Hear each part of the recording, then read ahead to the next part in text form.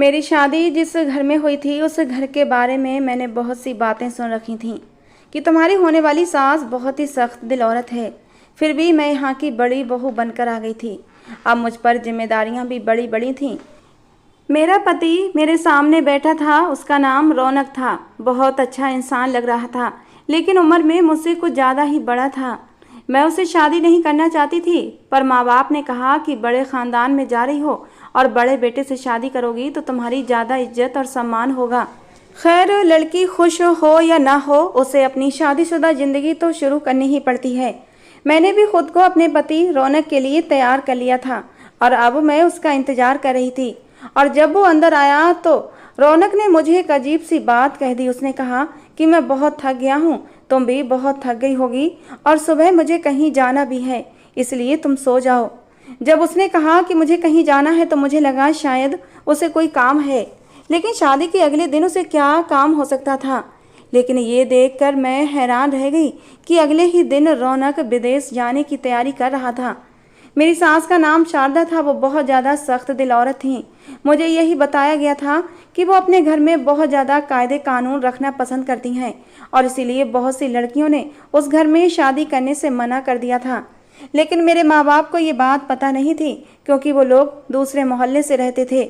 इसीलिए मुझे अपने ससुराल वालों के बारे में कुछ ज़्यादा पता नहीं था। मेरी माँ ने मुझे समझाया था कि अगर तुम गलती नहीं करोगी तो वो तुम्हें किस बात पर परेशान करेंगी। तुम गलती नहीं करोगी तो वो तुम्हें परेशान भी नहीं करेंगी। और तुम तो हमारे घर की बहुत ही अच्छी बेटी हो। मैंने बहुत ही अच्छी परवरिश की है तुम्हारी। हमारा घर भी तो तुमने संभाला हुआ है। खाना भी कितना स्वादिष्ट बनाती हो और पूरे घर को शीशे की तरह चमकाए रखती हो। यही सारे नियम अपनी ससुराल में भी अपनाना। जब तुमसे कोई गलती ही नहीं होगी तो फिर तुम्हारी सास तुम्हें किस बात पर डांटेंगी, बल्कि उल्टा खुश हो जाएंगी। खैर, फिलहाल तो मैं इस बात पर परेशान थी कि रौनक अगले ही दिन जा रहा था। वो मेरा पति था, मैंने उससे शादी की थी। मेरे दिल में ये बात बैठ गई थी कि अब वही मेरा सब कुछ है।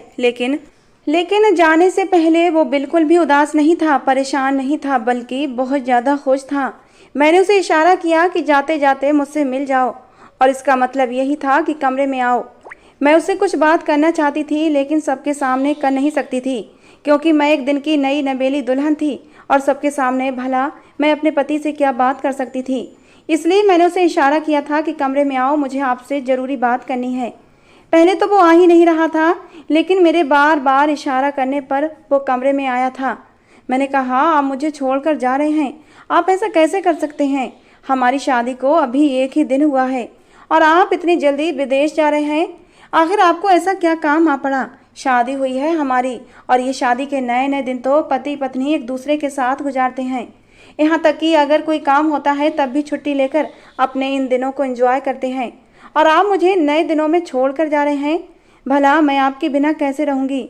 मुझे आपकी बहुत याद आएगी। इस घर में मेरा रिश्ता सबसे पहले आपसे है, बाद में आपके घर वालों से है, और जब आप ही मुझे इस तरह छोड़कर चले जाएंगे तो इस घर में मैं कैसे एडजस्ट कर पाऊँगी? मैं थोड़ा उसके करीब हो गई थी तो वो जल्दी से मुझसे पीछे हट गया और अपने काम में बिजी हो गया। कहने लगा, अच्छा हुआ तुमने मुझे कमरे में बुला लिया, मेरा चश्मा तो यहीं पर रह गया था। उसने मुझे अपने करीब नहीं होने दिया था। मैं तो उसकी हरकत पर हैरान थी। उसके अंदर नए नवेली शादीशुदा होने की कोई भी बात नहीं थी, कोई भी बेताबी नहीं थी, वरना इस समय तो लड़के अपनी नई नवेली पत्नी को छेड़ने और उसे प्यार करने का कोई भी मौका हाथ से नहीं छोड़ते। लेकिन रौनक तो रात भी मेरे करीब नहीं आया था और अब भी वो मुझसे दूर भाग रहा था। मैंने सोचा हो सकता है रौनक का कोई ज़रूरी काम हो जिसे निपटाकर रौनक जल्दी ही वापस आ जाएगा, लेकिन और इसीलिए मैंने इस बात को इग्नोर कर दिया। मैंने कहा, रौनक अच्छा ये तो बताओ कि आप जल्दी तो वापस आ जाएंगे ना? कहने लगा, हाँ कोशिश करूँगा। मैंने कहा, मुझे फ़ोन भी करोगे ना? कहने लगा, हाँ फ़ोन भी करूँगा, जल्दी भी वापस आ जाऊँगा। तुम चिंता मत करो, सब कुछ ठीक हो जाएगा। देखना, तुम्हारी ज़िंदगी में इतनी खुशियाँ आने वाली हैं कि तुमसे संभाली नहीं जाएंगी। तुम बहुत ही अच्छी और प्यारी लड़की हो। भगवान ने तुम्हारे लिए बहुत अच्छा सोचा है। तुमने अपनी शादीशुदा ज़िंदगी की सारी खुशियाँ मिलेंगी। ये कहकर रौनक ने मेरे सर पर हाथ रखकर मुझे तसल्ली दी थी और मैं सोचती रह गई थी कि अच्छे दिन कहाँ से आएंगे। जाते जाते रौनक कहकर गया था कि अगर तुम्हें किसी चीज़ की ज़रूरत हो, तुम्हें कोई भी काम हो, तो तुम मेरे छोटे भाई राहुल से कह दिया करना। वो तुम्हारे सारे काम कर दिया करेगा, तुम्हारी मदद करने की कोशिश करेगा। किसी भी तरह के काम में तुम उस पर भरोसा कर सकती हो। राहुल मेरा देवर था और मैंने महसूस किया था कि वो शादी में भी मुझे अजीब सी नज़रों से देख रहा था। मेरी सास बहुत ही पुराने रीति रिवाजों पर विश्वास रखने वाली औरत थी, इसलिए शादी में मैंने घूंघट किया हुआ था। लेकिन उस जालीदार घूंघट के अंदर से भी मैं अच्छे से महसूस कर रही थी कि मुझे कौन घूर रहा है, क्योंकि घूंघट के पीछे से मैं सबको अच्छी तरह देख सकती थी। वैसे तो दुल्हन पलके भी ऊपर नहीं उठाती, लोग कहते हैं कि इससे कहो सर नीचे करके बैठी रहे। कितनी बेशरम दुल्हन है, कैसी आंखें फाड़े सबको देख रही है। लेकिन मैं घूंघट में थी, इसलिए मैं आराम से हर किसी को देख सकती थी। और मैंने राहुल को भी नोट किया था, वो बार बार मेरी तरफ ही देख रहा था। एक औरत मर्द की हर नज़र को पहचान जाती है कि उस पर उठने वाली मर्द की नज़र कैसी है। रौनक तो अमेरिका चला गया था और उसने मुड़कर भी मुझे हाथ भी नहीं हिलाया था। मैं उसे छोड़ने के लिए एयरपोर्ट भी गई थी। बहुत ज़्यादा खुश नज़र आ रहा था जाते हुए, लेकिन वापसी पर मेरा दिल किस तरह जल रहा था ये मैं ही जानती थी। मैं अपने कमरे में गई तो कमरा बिल्कुल सूना सूना लगने लगा। थोड़ी देर में ही सास ने कह दिया कि शाम को कुछ मेहमान आ रहे हैं, तैयार हो जाना। एक हफ्ते के बाद ही मुझे किचन में खड़ा कर दिया गया था और मैं वहीं पर खड़े होकर आज काम कर रही थी कि तभी मेरा देवर राहुल वहीं पर आ गया। मैं सलाद काट रही थी कि ये खीरे का पीस उठाकर मुंह में डाल लिया और वहीं शेल्फ के ऊपर चढ़कर बैठ गया। मैंने कहा, राहुल यहाँ किचन में गर्मी है, जाओ बाहर जाकर बैठो, मैं अभी खाना बाहर लगाती हूँ। लेकिन राहुल कहने लगा, तो क्या हुआ, आप भी तो गर्मी में काम कर रही हैं। अगर मैं थोड़ी सी गर्मी सह लूँगा तो कौन सी कयामत आ जाएगी। कहते कहते राहुल ने दूसरा पीस मुंह में डाल लिया था। वो बहुत देर तक मुझे देखता रहा। अब मैं उसकी नज़रों से नर्वस होने लगी थी। अचानक ही कहने लगा, आप बहुत सुंदर हैं, ये स्काई ब्लू कलर की साड़ी आप पर बहुत ही जच रही है। आपकी गोरी रंगत तो इस कलर में और भी ज़्यादा खिल रही है। अब मैं उसकी तारीफ़ का क्या जवाब देती। नई नवेली दुल्हन थी, उससे यह भी नहीं कह सकती थी कि मुझे तुम्हारी इस तरह की तारीफ़ बिल्कुल भी अच्छी नहीं लगी। खैर, मैंने हौले से थैंक यू कहा और अपने काम में बिजी हो गई। लेकिन वो अभी वहीं बैठा हुआ था और मुझे अपनी नज़रों के घेरे में लिए हुए था। थोड़ी देर बाद कहने लगा, कोमल मेरे लिए एक कप चाय बना दो। उसके मुंह से अपना नाम सुनकर मैं तो हैरान रह गई थी। मैं उसके बड़े भाई की पत्नी थी, उसकी भाभी थी। वो मुझे भाभी कहकर बुलाता, ना कि मेरे नाम से बुलाता। मैंने कहा, तुम मुझे मेरे नाम से मत बुलाओ, भाभी हूँ तुम्हारी, तो मुझे भाभी कहकर बुलाओ। मैंने उसे डांटते हुए कहा था, क्योंकि मुझे पता था कि देवर भाभी का रिश्ता तो आग और घी का रिश्ता होता है। उसको पहले दिन से ही ये बात पता होनी चाहिए कि मुझे बेकार की मजाक पसंद नहीं है और वो अपनी हद में रहे तो अच्छा है। मेरी बात सुनकर वो मुझे ऐसे देखने लगा जैसे उसे मेरी बात तो समझ आ गई हो, लेकिन वो मेरी बात को मानेगा नहीं। वो अभी मुझे ही देख रहा था, अपनी नज़रें मुझसे हटा नहीं रहा था। कहने लगा, अच्छा भाभी मेरे लिए एक कप चाय बना दें। उसने भाभी शब्द ऐसे बोला जैसे उसके मुंह से ये शब्द निकल ही नहीं रहा हो, वो मन ही मन मुस्कुराए जा रहा था। मुझे उसकी ये मुस्कुराहट जहर लग रही थी। मैं नज़र बचाकर उसे ही देख रही थी। मैं चाहती थी जल्द से जल्द चाय बने और मैं उसे देखकर किचन से चलता करूं। जैसे ही चाय बनी मैंने कप में डाली और राहुल की तरफ बढ़ा दी। मैंने कहा, ये लो चाय और जाओ बाहर, मुझे काम करना है। लेकिन शेल्फ पर बैठे बैठे उसने चाय का सिप लिया था। कहने लगा, कोमल चाय तो बहुत ही कड़क है, बिल्कुल तुम्हारी तरह। मैंने उसे फिर घूर कर देखा। मैंने कहा, तुम मुझे भाभी कहो, अभी मैंने तुम्हें बताया था ना मैं भाभी हूँ तुम्हारी। कहने लगा, लेकिन मेरे मुंह से भाभी शब्द निकलता ही नहीं है। बड़ा अजीब सा लगता है तुम्हें भाभी कहना, इतनी छोटी सी हो तुम। अच्छा ऐसा करते हैं, हम दोनों दोस्त बन जाते हैं। मैं तुम्हें कोमल कहकर बुलाऊंगा और तुम मुझे राहुल कहकर बुलाया करो। ये भाभी देवर का रिश्ता हम सबके सामने निभा लिया करेंगे, लेकिन अकेले में तुम मेरी दोस्त ही बनी रहो तो ज़्यादा अच्छा है, क्योंकि मैं तुम्हें भाभी नहीं बुला सकता। बड़ा अजीब लगता है यार ये भाभी कहना। मैंने कहा, इसमें अजीब क्या है, जब मैं तुम्हारी भाभी हूँ तो भाभी ही कहोगे ना। लेकिन वो अपनी जिद पर अड़ा हुआ था। कहने लगा, लेकिन मैं तुम्हें तुम्हारे नाम से ही बुलाऊंगा। कोमल, कितना प्यारा सा नाम है, बिल्कुल तुम्हारी तरह कोमल सा। अब तो मुझे उसके ढीठपन पर और भी गुस्सा आने लगा था। मैंने कहा, अरे तुम तो एकदम से आप से तुम पर उतर आए। पहले मेरा नाम और अब मुझे तुम कहकर बुला रहे हो। अपनी हद में रहो तो ज़्यादा अच्छा है। देवर हो, देवर बन के रहो। ये कहकर मैं उसे किचन में छोड़कर ही बाहर निकल आई थी और मुझे पीछे से एक जोरदार कहकहा लगाकर वो हंस पड़ा था। उसके बाद भी वो बार बार मेरे पास आने की कोशिश करता था। मैं जहाँ खड़ी होती वहीं आकर खड़ा हो जाता, मुझसे छेड़छाड़ और हंसी मजाक करने की कोशिश करता। अगर मैं कहती मुझे अपने मायके जाना है तो एकदम से मेरे सामने हाजिर हो जाता, कहता चलो मैं तुम्हें तुम्हारे मायके छोड़ आता हूँ। और मैं चुपचाप उसके साथ चली भी जाती थी, क्योंकि रौनक ने भी मुझे कह रखा था कि कहीं आना जाना हो या कोई काम हो तो राहुल से कहना, वो तुम्हारे सारे काम करेगा। वो रास्ते भर गाड़ी में ऐसे ऐसे रोमांटिक गाने बजाता कि मुझे खुद ब खुद शर्म सी आने लगती। मैं उसे टोकती कि किस तरह के गाने तुमने लगा रखे हैं, बंद करो इन्हें। तो वो आंखों में शरारत भरकर कहता, देखो ना कितना सुहाना मौसम है और तुम हो कि सारे मूड का सत्यानाश कर देती हो। और मैं खुद ही हाथ बढ़ाकर उन गानों की आवाज़ बंद कर देती। पूरे रास्ते वो मुझे कनखियों से देखता रहता और मन ही मन मुस्कुराता रहता। मुझे उसकी ये मन ही मन मुस्कुराहट जहर लगती थी। पूरे रास्ते इतनी बकबक करता कि मेरे कान दुखने लगते। मैंने कहा भी, राहुल तुम कितना बोलते हो, चुप करके गाड़ी चलाया करो। कहने लगा, जब मेरे बराबर की सीट पर इतना खूबसूरत और प्यारा सा हमसफर बैठा हो तो मैं चुप कैसे रह सकता हूँ। मैंने घूर कर उसे देखा। मैंने कहा, मैं तुम्हारी हमसफर नहीं हूँ, तुम्हारी भाभी हूँ। वो जोरदार कहकहा लगाकर हंस पड़ा।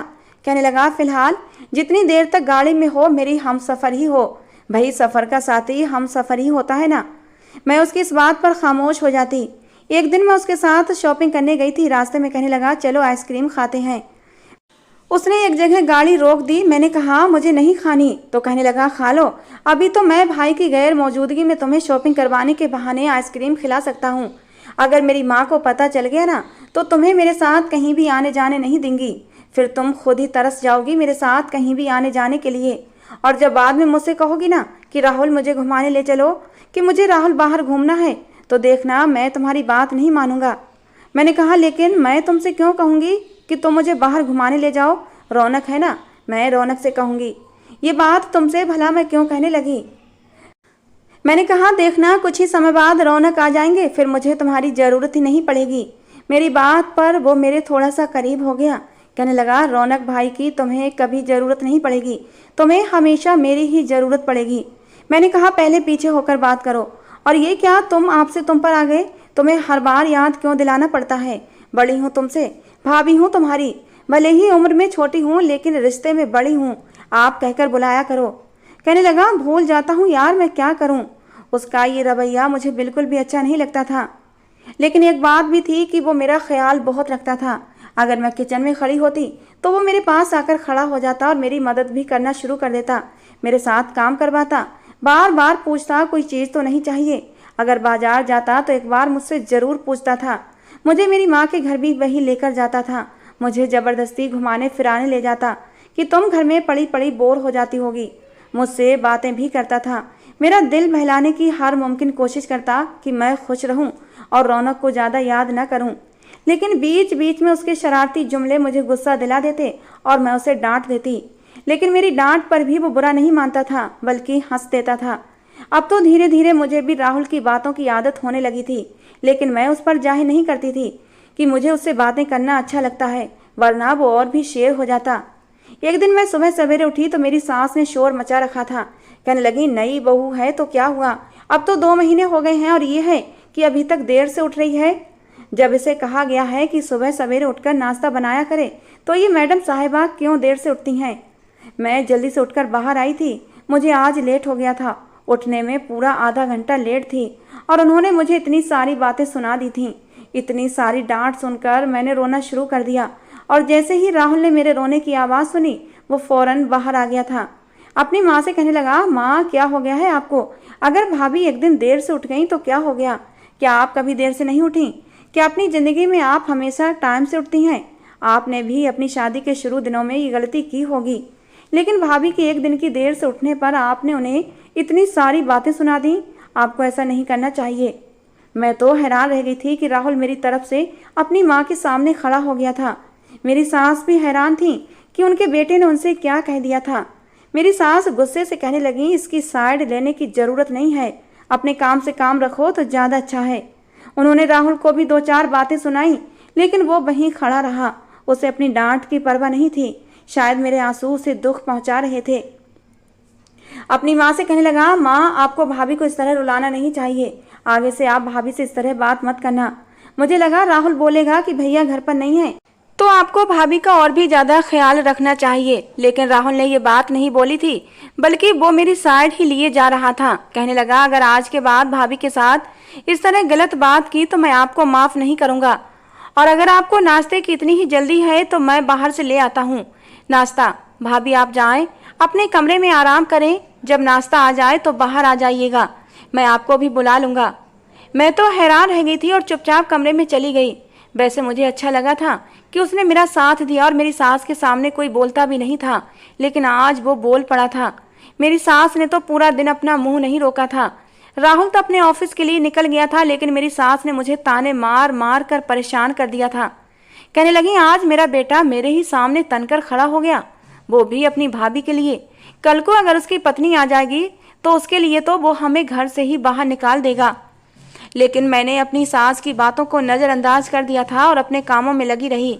वैसे एक बात तो थी कि राहुल के होते हुए मुझे घर में कभी भी किसी भी तरह की कोई परेशानी नहीं हुई थी और ना ही कभी अकेलापन महसूस हुआ था।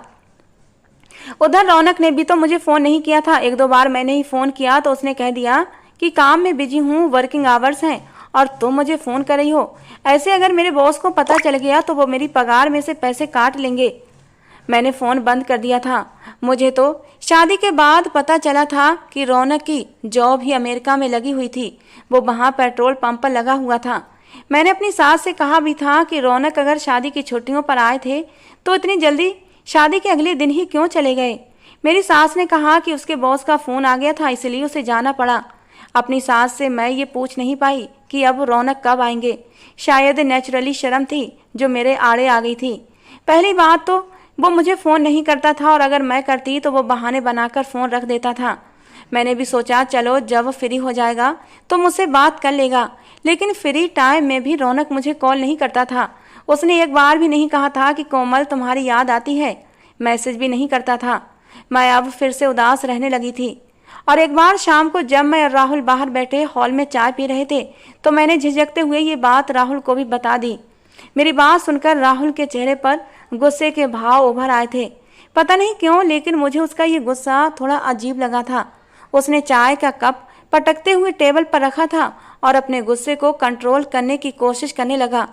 ये गुस्सा मुझ पर था या फिर अपने भाई के लिए, मैं समझ नहीं पाई थी। मुझे समझ नहीं आ रहा था। कहने लगा, बड़े भैया तो हैं ही ऐसे, बस अपनी ही दुनिया में रहते हैं, आप उनके बारे में इतना मत सोचा करें। मैंने कहा, राहुल कैसी बातें करते हो, पति हैं वो मेरे, अगर उनके बारे में नहीं सोचूं तो किसके बारे में सोचूं। शादी हुई है मेरी उनके साथ, पति हैं वो मेरे। लेकिन जल्दी से राहुल ने मेरी बात काट दी थी, जैसे उस टॉपिक पर बात करना उसे पसंद ना हो।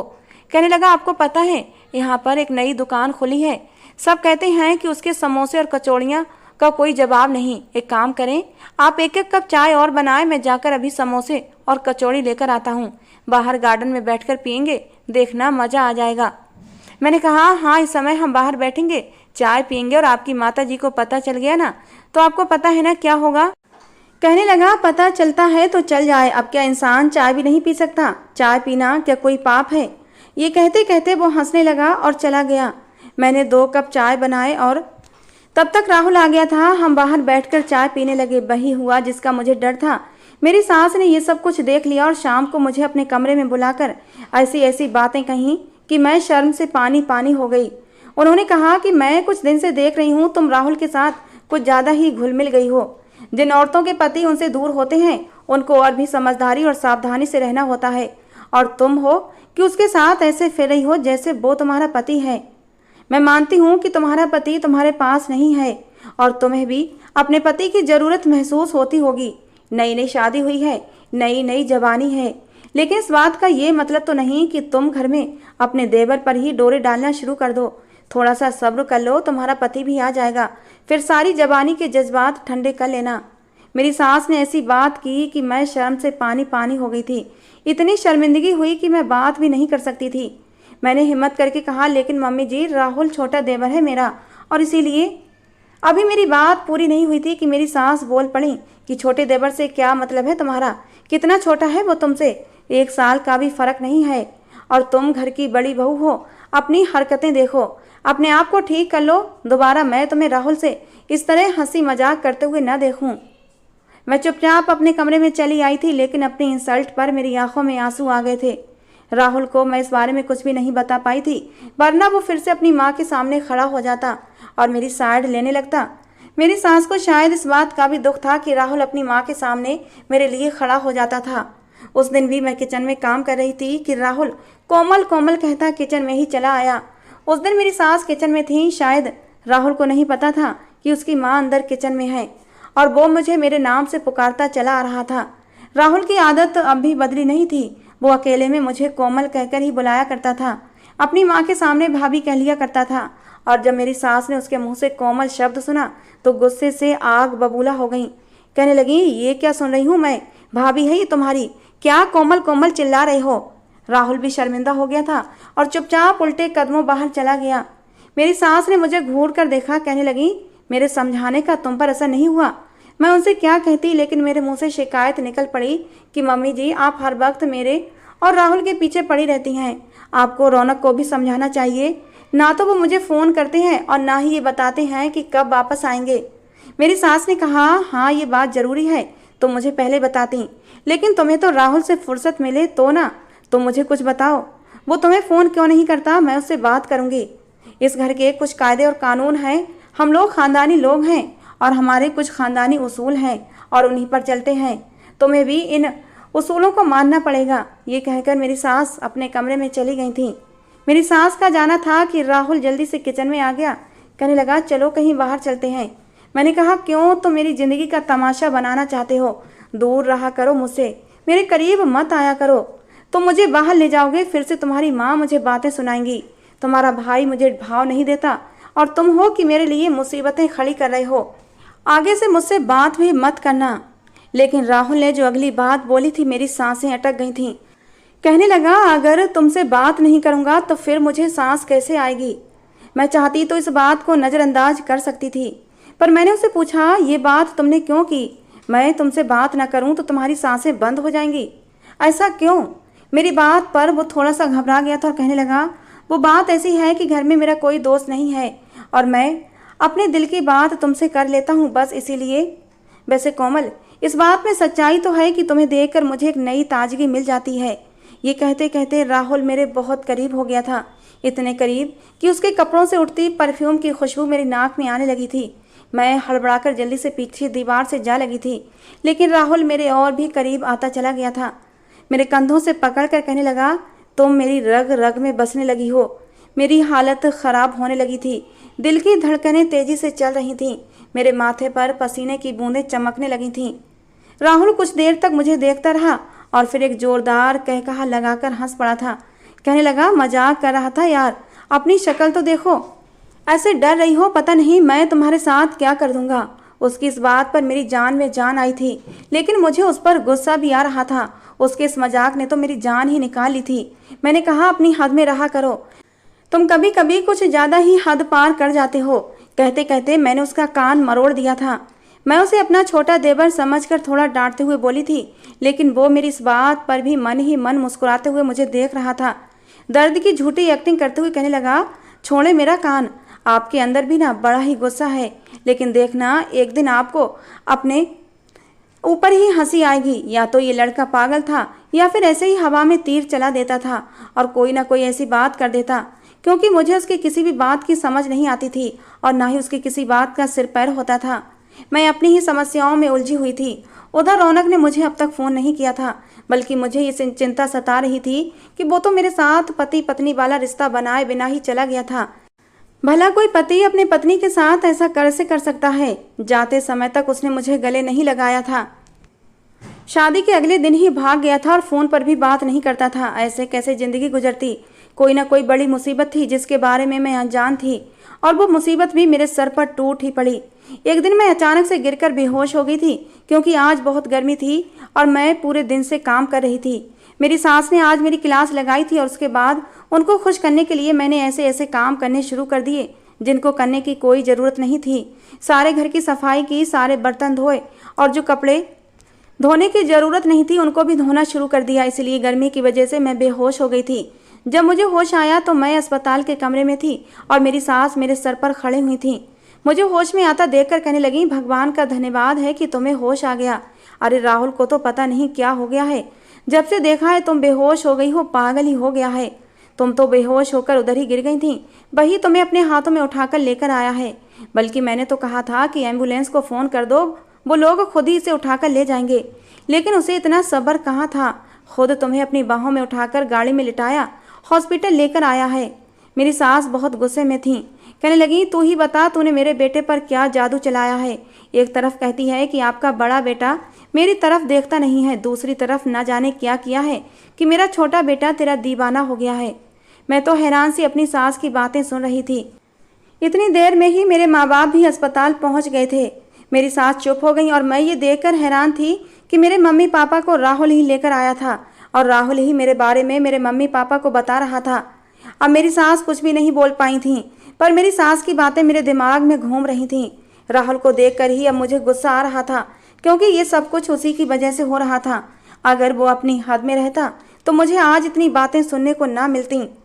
कल को अगर ये बातें मेरे पति तक पहुंच जाती तो फिर क्या होता। लेकिन मेरी सास ने भी तो कुछ ना कुछ करना ही था, इसलिए 2 दिन में ही वो एक औरत के साथ घर पर बैठी हुई थी। कहने लगी इसकी बेटी के साथ राहुल का रिश्ता पक्का कर रही हूँ, शादी कर रही हूँ इसकी। उसकी भी शादी की उम्र हो गई है और इसी में भलाई है कि अब उसकी शादी हो जाए, और इसीलिए मैंने राहुल का रिश्ता पक्का कर दिया है। लड़की भी खूबसूरत है। लेकिन जब राहुल से बात की तो उसने फ़ौरन इनकार कर दिया। मेरी सास ने गुस्से में आकर कह दिया, क्यों, आखिर क्यों नहीं करना चाहता तू शादी? क्या भाभी के पल्लू से बंधे रहना चाहता है? जब राहुल ने ज़्यादा जिद की कि मैं शादी नहीं करूँगा तो मेरी सास ने उसका हाथ पकड़ा और मेरे कमरे में लेकर आई। कहने लगी बता ऐसा कौन सा जादू चलाया है तूने इस पर कि ये शादी भी करना नहीं चाहता। अरे मेरा बड़ा बेटा तेरी खातिर परदेश में धक्के खा रहा है और तू यहाँ उसके छोटे भाई पर नज़रें जमाए बैठी है। मेरी सास मुझे अब गालियाँ भी देने लगी थीं। अपनी सास के मुंह से ऐसी ऐसी बातें सुनकर मैं रोने लगी। आज तक मेरा ऐसा अपमान किसी ने भी नहीं किया था। मेरी सास गुस्से से आगे बढ़ी और कहने लगी तुम्हारा ये ड्रामा अब मेरे घर में नहीं चलेगा। अब तुम मेरे घर में नहीं रहोगी, अभी के अभी मेरे घर से निकल जाओ। राहुल चुपचाप खड़ा ये तमाशा देख रहा था, लेकिन इससे पहले कि मेरा हाथ पकड़कर मेरी सास मुझे बाहर निकालती, राहुल ने अपनी माँ के हाथों से मेरा हाथ छुड़ाया था। कहने लगा बस माँ बहुत हो गया, कोमल कहीं नहीं जाएगी। मैं तो हैरान रह गई थी उसके इन शब्दों पर। उसे क्या हक बनता था मुझसे ऐसी बात करने का, लेकिन अगली बात ने तो मेरे सर पर आसमान ही गिरा दिया था। कहने लगा माँ बहुत हो गया, बहुत कर ली आपने मेरी पत्नी की इंसल्ट। अब मैं और ज़्यादा बर्दाश्त नहीं करूँगा। भाभी नहीं है ये मेरी पत्नी है। बड़े भैया तो पहले ही विदेश में शादी कर चुके हैं, 2 बच्चे भी हैं उनके, लेकिन ये बात उन्होंने आपसे छुपाई थी। आप कहती थीं कि पहले बड़े बेटे की शादी होगी, पर वो तो शादीशुदा हैं, इसलिए उन्होंने मेरे साथ मिलकर ये नाटक किया था और कोमल के साथ मेरी शादी करवा दी। उस दिन मंडप पर फेरे भैया ने नहीं मैंने कोमल के साथ लिए थे। कोमल की मांग में सिंदूर भैया ने नहीं मैंने भरा था।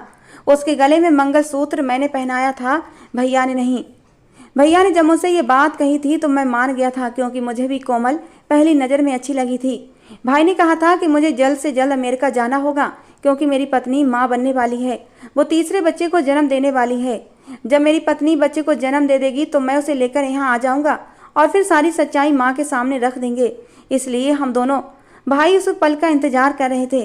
कोमल को ये बात पता नहीं थी, तभी मैं उसका ख्याल रखता था, क्योंकि ये पत्नी है मेरी जिम्मेदारी है। ये मेरे साथ कहीं बाहर जाए, मेरे साथ बैठकर चाय पिए या मेरे कमरे में आकर मुझसे बातें करे, आप कुछ भी कह नहीं सकती, क्योंकि ये हक है इसका। मैं इसका पति हूँ। मैंने ये बात सुनी तो मैं एकदम चकरा कर रह गई थी। मेरी तबीयत तो पहले से ही ख़राब थी। अब मुझे होश आया तो राहुल मेरे पास बैठा था। उसने मेरा हाथ पकड़ रखा था। मैंने हाथ पीछे खींच लिया तो उसने कहा कोमल मुझे माफ़ कर दो। मैं गुस्से में थी, लेकिन इस बात पर गुस्सा नहीं थी कि मेरी शादी राहुल से क्यों हुई थी।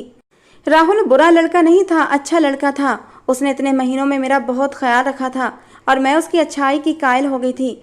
लेकिन मैं गुस्सा इस बात पर थी कि उसने मुझे भी अंधेरे में रखा था, मुझे भी कुछ नहीं बताया था। मैंने कहा कि तुम्हें मुझे बता देना चाहिए था।